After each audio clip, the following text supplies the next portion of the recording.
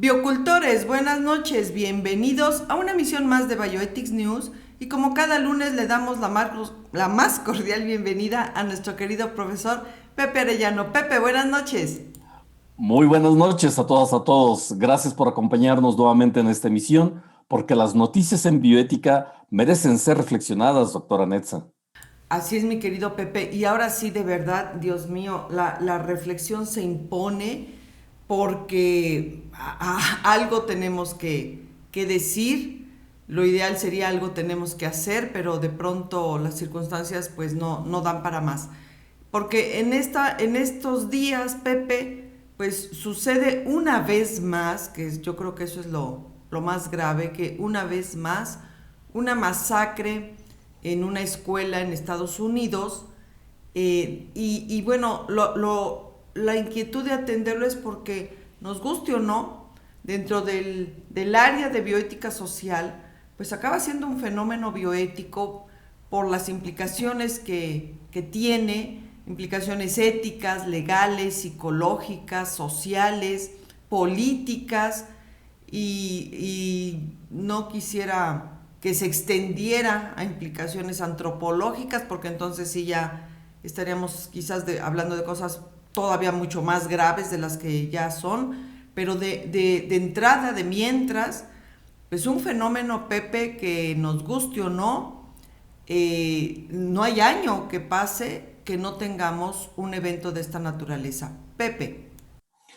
Aquí hay varios puntos importantes, doctora Netza, si tú me permites comentar. La primera situación sobre la violencia y este tipo de masacres y que hay que decirlo de manera muy puntual, no solamente ocurren en Estados Unidos, sino también ocurren en nuestro país. La masacre de familias, de niños, ¿no? De personas ajenas a la cuestión de la corrupción y de los grupos criminales, pues es un fenómeno que comienza a inundar nuestra sociedad y que lamentablemente también se comienza de alguna forma, a ser algo común y cotidiano, que durará el escándalo 1 o 2 días y después a todo mundo se le olvidará hasta que llegue la siguiente masacre y todo el mundo se comience otra vez a desgarrar las vestiduras y sobre todo a tener posiciones que vayan más allá de enfrentar un problema a tener o obtener ganancias de carácter político. La violencia, yo creo, en su sentido contemporáneo y tal y como lo estamos viviendo hoy en la actualidad, no sé si tú estés de acuerdo conmigo, más que una cuestión de un criminal solitario o de un grupo o de una asociación de carácter criminal o de una persona perturbada, como el caso de Texas, porque inmediatamente se habla y se justifica esta acción por el hecho de que la persona tartamudeaba, que su mamá lamentablemente tenía adicciones, de que era una persona con afectaciones mentales, que esa es la salida más fácil que da, por supuesto, y que son las últimas declaraciones de Ted Cruz, este famoso republicano en Estados Unidos, que es defensor de la compra de armas y de las propias leyes que permiten a cualquier mayor de edad acercarse a este tipo de armamento de alto impacto, pues es ante todo la violencia una cuestión de salud pública. Si no atendemos y si no comenzamos a comprender que este tipo de fenómenos no son un acto aislado, no se trata solamente de una persona que pudiese llegar a tener alguna afectación de carácter mental o psicológico o de una cuestión de pobreza, sino que va más allá y habla justamente del carácter moral, de la salud moral, de la salud pública por la que atraviesa una sociedad que comienza a ver normalizado los actos de violencia, los actos de feminicidio, y que la violencia entendida entonces como salud pública nos lleva entonces a repensar que estamos trabajando justamente para consolidar el cuidado de la casa. Recordemos que ese es el centro de la ética, el cuidado de la casa. La moral, pues es justamente el cuidado de la morada y que nos lleva entonces a una situación de salud pública. Y cuando hablamos ya de salud pública, y que esa salud pública está deteriorada, la siguiente pregunta no solamente radica en el que estamos deteriorados a niveles morales, sino el por qué estamos deteriorados a nivel de valores morales. Y la siguiente premisa que quisiera plantearte y plantear a nuestro auditorio es justamente que lo que está por detrás son actos de corrupción en los cuales el acto de corrupción deriva en asesinato, deriva en muertes, deriva justamente en este tipo de tragedias. Es decir, la masacre en Texas tiene tras de sí un problema de carácter no personal, no se debe de leer como el acto de un solo individuo, sino como un problema de una sociedad que tiene un problema de violencia social y que esta violencia social lo que opera por detrás son actos de corrupción. ¿Qué más actos de corrupción que la avaricia de empresas y de políticos en algo tan lucrativo como es la venta de armas? Doctora Netza. Me parece, Pepe, que evadiste la primera trampa que normalmente se cae cuando se atiende este asunto de efectivamente la salida fácil en el sentido de estereotipar a la persona con que viene de un entorno violento, viene de un entorno de abandono y ¡pac! Porque si eso fuera, no, olvídate, serían millones las personas que diario se levantarían y ocasionarían una masacre. Evidentemente hay, por eso decía que había implicaciones políticas, porque por detrás, pues obvio, hay una situación mucho más de fondo que propicia que personas así, para empezar, tengan un acceso fácil a un arma de este calibre. O sea, es lo primero, que al ser mayor de edad tú tengas la facilidad de poder comprar armas de alto impacto. Pero también esta situación, por eso no quería, o sea, no quiero tampoco extender la situación a cuestiones antropológicas, pero ciertamente algo más, que obvio es la conjunción de varios elementos, no es uno solo, es la conjunción de varios elementos, pero que está propiciando que la violencia no solo se esté normalizando, sino banalizando. Ahí yo creo que vale la pena recordar la maravillosa obra de Hannah Arendt con respecto a Eichmann y la banalidad del mal, porque esta semblanza que ella da ahí en ese maravilloso libro dice, una persona común, o sea, como ordinaria, como cualquier otra, realmente no le veías una característica especial, y sin embargo fue capaz de cometer todas las, o sea, obedecer órdenes que implicaban todas las atrocidades que conocemos ahora con respecto al holocausto. Y aquí igual, o sea, una situación donde personas que pues no tienen una característica así que tú digas, esta es la distintiva que lo va a llevar a esto, sino que al tener una serie de circunstancias, pero en medio de esta situación que está volviendo o culturizándose, donde la violencia no solo se está normalizando, sino se está banalizando a todos los niveles. Resultado, como bien dices, está el shock, ahorita está el escándalo, el impacto, pero para pasado mañana los noticieros están comentando la Fórmula 1 o cualquier otro evento de espectáculos masivo, en fin, y aquí como si no hubiese pasado nada. Ahora, eso por un lado. Y por el otro, efectivamente, o sea, aquí también hay masacres, pero en Estados Unidos, Pepe, se ha estado dado este distintivo de las escuelas. O sea, de ser particularmente las escuelas. Y no porque quiera demeritar lo que sucede aquí en México, que está igual o peor de grave, pero aquí lo que llama la atención, pues, es que este tipo de acciones, este tipo de masacres, eh,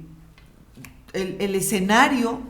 es la escuela y eso también debe tener algún reflejo simbólico para, no solo para el que lo ejecuta, sino para la sociedad en sí. Pepe. Sí, yo creo que lo que acabas de decir y sobre todo señalar la cuestión de la banalidad del mal y de cómo este tipo de violencia está atacando justamente una parte muy sensible, que es la parte de la educación, la parte de las escuelas, que es justamente el centro neurológico de la formación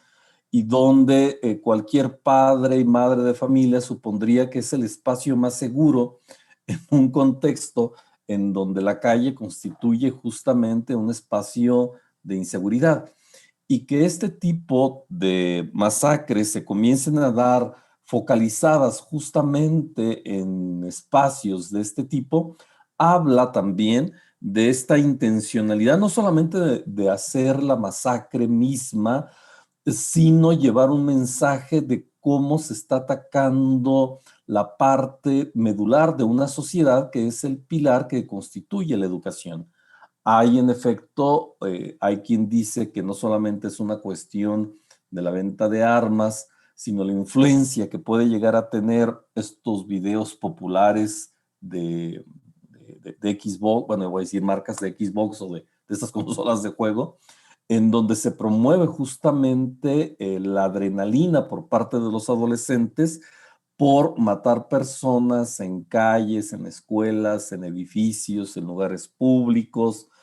para de alguna forma tener esa satisfacción de una sociedad que en ocasiones no alcanza a tener un ideal de vida felicitante más allá que el propio uso de la violencia y la acaparación de la riqueza, ¿no? Esto es, por eso yo hablaba que la violencia no es un hecho aislado y que no podemos acceder a él si no lo tomamos desde la perspectiva, y que esto tiene que ver mucho con la bioética, es un problema de salud pública. Es decir, no es el hecho de una escuela o que se haya efectuado una masacre en una escuela o de un joven con perturbaciones o con familia disfuncional, sino es toda la estructura social que va desde la voracidad de los que venden armas, desde el lucro político por no perder votos, en este caso del Partido Republicano, concretamente en los Estados Unidos,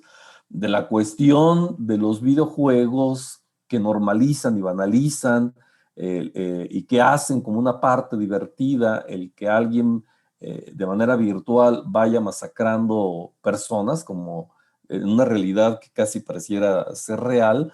hasta la promoción justamente de que la única salida para tener una vida feliz es infligir sufrimiento a los demás y apoderarse de sus riquezas.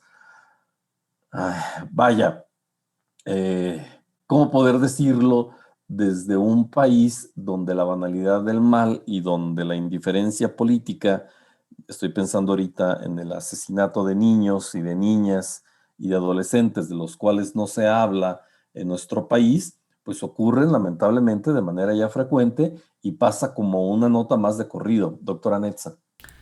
Y yo agregaría en este enlistado que acabas de hacer a las redes sociales, Pepe, porque ha sido coincidente en varias masacres en los últimos años que los jovencitos, los jóvenes que han ejecutado las masacres, lo han anunciado con antelación en las redes sociales. O sea, han lanzado un grito de advertencia, han lanzado pues explícitamente lo que piensan hacer. Y ahí también entraría una nota de corrupción con respecto al logaritmo, o sea, a la forma en que manejan el logaritmo, porque días previos, específicamente el jueves pasado, en México, se detectó que un joven, a través de una red social, ahora sí que avisó que iba a matar a toda su escuela y a todos sus maestros. Y entonces lo detectan y obvio inmediatamente intervienen y pues ven intervención psicológica, etcétera, etcétera. Porque ese grito previo, yo creo que también hay que verlo en su justo medio. O sea, donde, digo, no soy criminóloga ni una experta en psicología criminalística, pero de alguna forma refleja un grito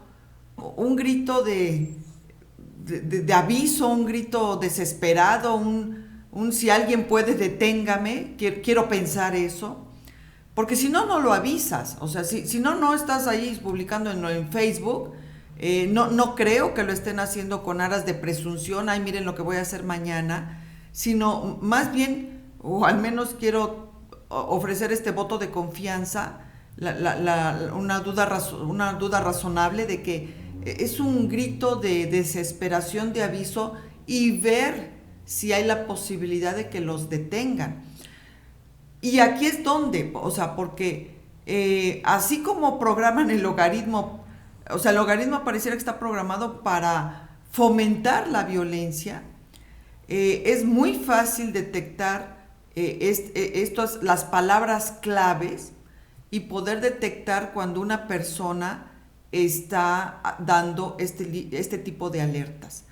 que podrían servir para en un momento incluso detener la masacre o poder intentar detener la masacre. Y no,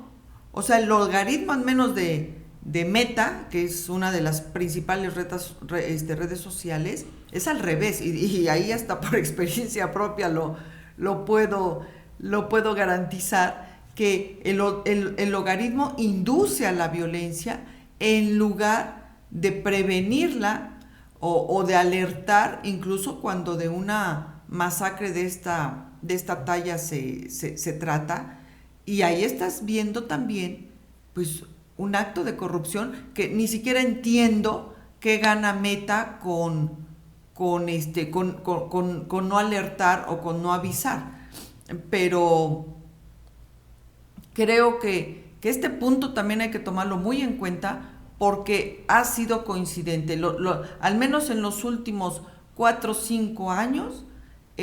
ha sido muy coincidente que las personas que van a ejecutar estas masacres lo avisan, o sea, advierten de lo que van a hacer y tristemente, pues esas advertencias son ignoradas. Pepe. Híjole, doctora Netza, fíjate lo complejo del problema. Por una parte, tenemos la parte de la banalidad del mal en una sociedad que no responde, que no alcanza a tener este tipo de conciencia sobre la manera en que se está deteriorando una ciudad y que impacta, por supuesto, o empieza a mermar en los más jóvenes. Por otra parte, la corrupción de aquellos que a sabienda de que cualquier persona, una vez cumplida, que es el caso de Estados Unidos, los 18 años, puede llegar a poseer una alma de este nivel, como si, imagínate tú que en tu hogar o en una casa, los padres, por el simple hecho de que los hijos tuvieran 18 años, permitieran tener armas cargadas al interior de su hogar, lo cual pues cualquier familia con 2 dedos de frente lo impediría. Por otra parte, en la manera en que se lucra y lo que acabas de comentar de las redes sociales, pero por otra parte, y creo que es una de las partes más álgidas en el caso de la masacre que lamentablemente o nuevamente vuelve a suceder en Estados Unidos, es de la oposición o la no reflexión de las leyes federales, de las leyes constitucionales que permiten que justamente que cualquier persona de 18 años con problemas mentales o no, tenga acceso. Hoy, el día 26 de la semana pasada, una mamá subía, no sé si lo llegaste a ver por ahí, fue algo viral en las redes sociales, como una mamá estaba feliz y le aplaudía a un niño de 6 años porque podía ya cargar en una tienda de rifles un arma de alto impacto, ¿no? Se ve, pues casi yo diría un bebé, ¿no? Un niño de 6 años, cómo retira el cargador, cómo lo puede volver a poner, cómo jala del gatillo, cómo carga el arma, cómo el papá está filmando al niño de 6 años y cómo la mamá le está aplaudiendo, y que se vuelve viral en las redes sociales porque un niño de 6 años ya puede manipular a esa edad un arma. Y por el otro lado, y regreso entonces al punto, recordemos de que lo que está en gran debate como parte de este fenómeno es que las leyes en Estados Unidos, a partir de la famosa segunda enmienda, que según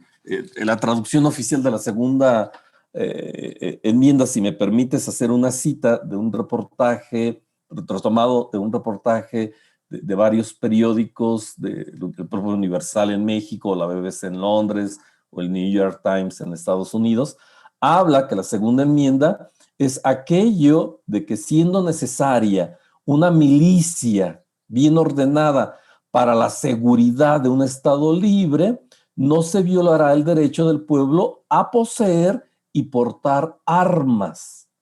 Es decir, la segunda enmienda dice que para que el Estado sea libre, la primera condición es que el pueblo pueda poseer y portar armas. Y esto es una ley de las formuladas cuando estaba en construcción, de alguna forma, el país en el siglo XVIII, finales del siglo XVIII, en 1791, ¿no? Donde para esta, haciendo un poquito de historia y también que nuestro público comprenda un poquito de dónde viene esta ley, un tercio de Estados Unidos ocupaba apenas un tercio de su actual territorio y tenía esta intención de expandirse, de conquistar, sobre todo hacia el oeste, ¿no? Y que claro, que las milicias que habían jugado un papel fundamental, estos grupos de hombres, ¿no? Para proteger a sus comunidades, porque estamos hablando aquí también de masacres de los pueblos originarios en Estados Unidos. Llega finalmente la conquista, y lo primero que hacen es de que declaran justamente en que cualquier ciudadano puede tener este tipo de armas, y que es parte del espíritu de los Estados Unidos, y que además para el siglo XVIII, finales del XVIII, creían que era la mejor forma de defenderse y de organizarse y de tener un Estado fuerte, ¿no? Conquistador, militarizado, ¿no? Vaya, la segunda enmienda es la parte legal que permite a un ciudadano de 18 años, sin ningún tipo de estudio previo, el que llegue a una tienda. Recordemos que el que hizo la masacre acaba de cumplir 18 años, es decir, en cuanto cumplió 18 años, corrió a la tienda. Creo que estas armas son accesibles y rondan la más económica alrededor de $500. Y lo primero que hace es que va e intenta matar a su abuela. Creo que afortunadamente sobrevivió, y de ahí se lanza a una escuela, ¿no? Entonces, opera desde el fenómeno de la corrupción hasta el terreno legal de leyes decimonónicas que siguen promoviendo y que derivan lamentablemente en tragedias que hieren, en este caso, a la sociedad norteamericana. Doctora Netza. Sí, y que son leyes que ya en un contexto sociohistórico político abismalmente diferente a la necesidad que se tenía en el siglo XVIII, obvio genera otro tipo de problemática. Y a eso agrégale, Pepe, o sea, yo creo que aquí sería expertos en psicología, en conducta, en sociología, de por qué los jóvenes, la famosa generación cristal, o como les han llamado, o sea, por qué estos jóvenes actualmente, esta labilidad, esta erosión en la empatía, o sea, algo más está sucediendo, que está logrando que la empatía se esté erosionando desde edades muy tempranas. Digo, nosotros los que somos de Madonna para atrás, Pepe, nos educamos con la mítica chancla. Y digo, no niego que tengamos ahí nuestras lesiones, o sea, no se niega la lesión por la violencia explícita que nosotros sufrimos, porque sufrimos una violencia explícita. Eran las épocas del charro mexicano, pero no vivimos estos fenómenos, no llegaba a esta situación. Y como en alguna ocasión una compañera psiquiatra me explicó, dice, pero es que la violencia que sufrió tu generación, dice, de alguna forma hizo que se desarrollara y fortaleciera el instinto de sobrevivencia. Dice, o sea, la violencia explícita te despierta los instintos, sobre todo el instinto de sobrevivencia, te hace estar ahí defendiéndote. Dice, pero el problema es, en la actualidad, que mucha de la violencia que se ejerce es implícita. La persona está siendo violentada y ni siquiera sabe que está siendo violentada, y que se manifiesta de una forma más sutil, más soterrada, más enmascarada, donde por amor te bloqueo, por amor te dejo de hablar, por noción educativa te niego la convivencia con mis padres o con tus primos, o te aíslo, por la razón, por amor te genero incompetencia inducida, y etcétera, etcétera, etcétera. Por amor quiero que, porque me preocupo por ti, me tienes que estar mandando un mensaje cada 2 horas o cada 3 horas para saber dónde estás.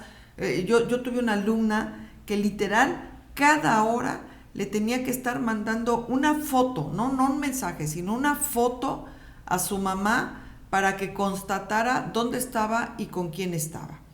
Y si a la hora no le mandaba la foto, bueno, le llegaban, ya sabes, ¿no? 20 llamadas perdidas, un montón de mensajes, ¿de dónde estás?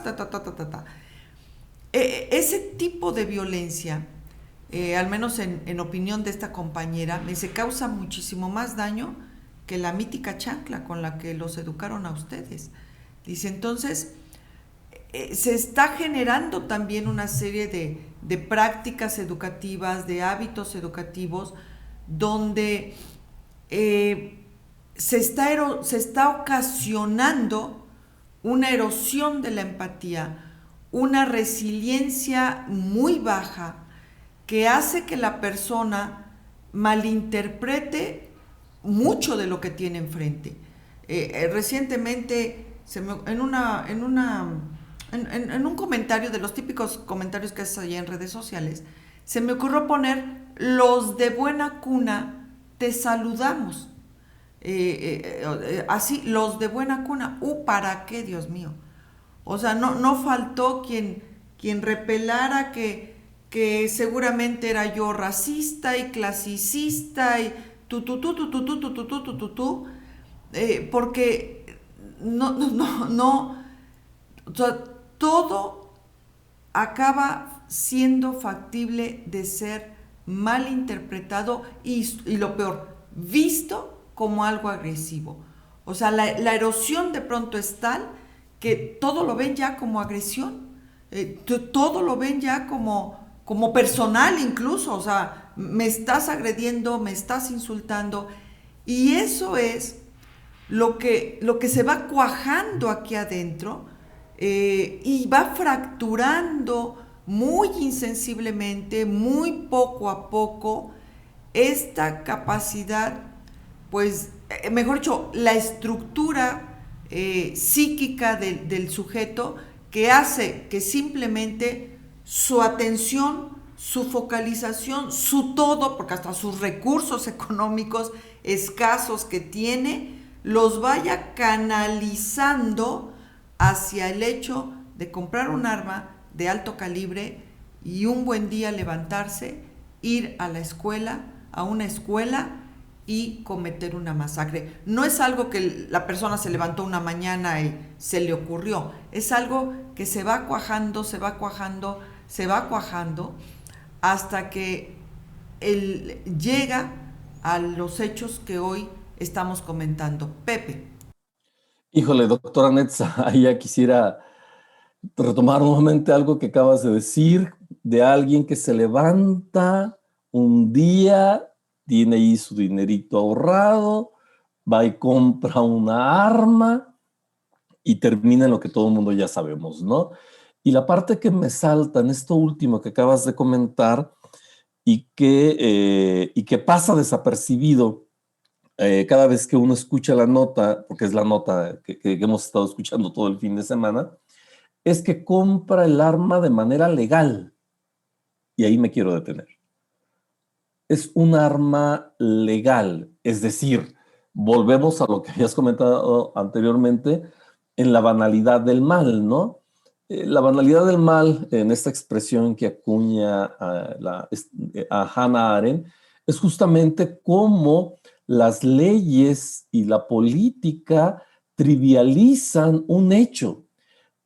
Claro, la trivialización a la cual se refería Arendt era justamente la cuestión del exterminio de seres humanos, ¿no? Pero esta banalidad de trivializar el exterminio de seres humanos en aquella declaración que hace Eichmann de que él solamente recibía órdenes, pues nos lleva también a ver que esta trivialización de comprar una arma y utilizamos el concepto legal y no vemos que eso es justamente la banalidad del mal. Es que el caso no es que el arma haya sido legal o que alguien pueda ir a comprar una arma, sino todas las circunstancias que están rodeando para el efecto que de manera legal cualquier persona, en este caso, yo diría alguien quien apenas dejó de ser niño, vaya, la use y de manera por demás incomprensible, y digo incomprensible porque no quiero utilizar conceptos que no alcanzan a la comprensión de cómo 19 niños fueron totalmente masacrados, lo ejecute, ¿no? Creo que como bioeticistas debemos de pensar y detenernos en esas frases que se dan en las noticias y que hablan justamente de que, ok, sí, la persona estaba mal, tenía un problema,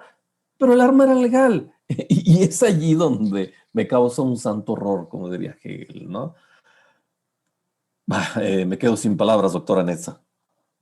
Un fenómeno que evidentemente tenemos reiterativamente que estar atendiendo porque independientemente, digo, estas masacres son ya el epítome, pero ahí en nuestro microcosmos yo creo que vale la pena estarlo recapitulando porque no tenemos que esperar a que se den estas masacres de esta magnitud, sino ir atendiendo ahí, te digo, estos focos de alerta, estas situaciones donde a veces el sobreproteccionismo, la infantilización de los adultos, el lenguaje, va afectando ahí adentro, porque pues bueno, estamos atendiendo el hecho reciente, pero como bien comentaste al principio, el fenómeno se extiende a que al trivializar la violencia, al banalizarla, pues estamos ya viendo casi como, o sea, se está volviendo una realidad cotidiana los feminicidios, los infanticidios, en fin, o sea, esta situación de diario estar matando gente, a veces incluso por las razones más absurdas, que lo mató porque la combi no se detuvo en la esquina que le solicitó. Lo mató, o sea, las causas cada vez se van volviendo más igual, más superficiales, más banales, y justo creo que ahí es donde están los peligros, los mayores peligros. Pepe, pues yo creo que la invitación está a estarnos observando, a no perder este sentido crítico de advertirnos los unos a los otros, de cuidarnos los unos a los otros cuando vemos que alguien está perdiendo el norte, y no porque al otro día vaya a levantarse e ir a comprar un arma de alto calibre, sino precisamente porque no necesitamos esas masacres, no se deben necesitar esas masacres para que nosotros tomemos conciencia de cómo, de esta degradación moral que nos guste o no, nos pone en riesgo a todos. Pepe, nos despedimos, por favor. Muchísimas gracias a todos y yo invitaría justamente a reflexionar y que podamos volver a leer o a releer el texto La banalidad del mal de Hannah Arendt, que creo que es un buen referente para comprender mucho de la violencia por la cual estamos atravesando. Muchísimas gracias a todas, a todos. Doctora Netza, las noticias siempre merecen ser reflexionadas desde la perspectiva de la bioética. Buenas noches. Así es, mi querido Pepe. Biocultores, esto fue Bioethics News. Por favor, suscríbanse, like, compartan. Un pequeño clic para ustedes, una enorme aportación para la bioética. Y recuerden, por el bienestar de todos, de verdad, por el bienestar de todos, cultivemos bioética. Hasta la siguiente. Gracias.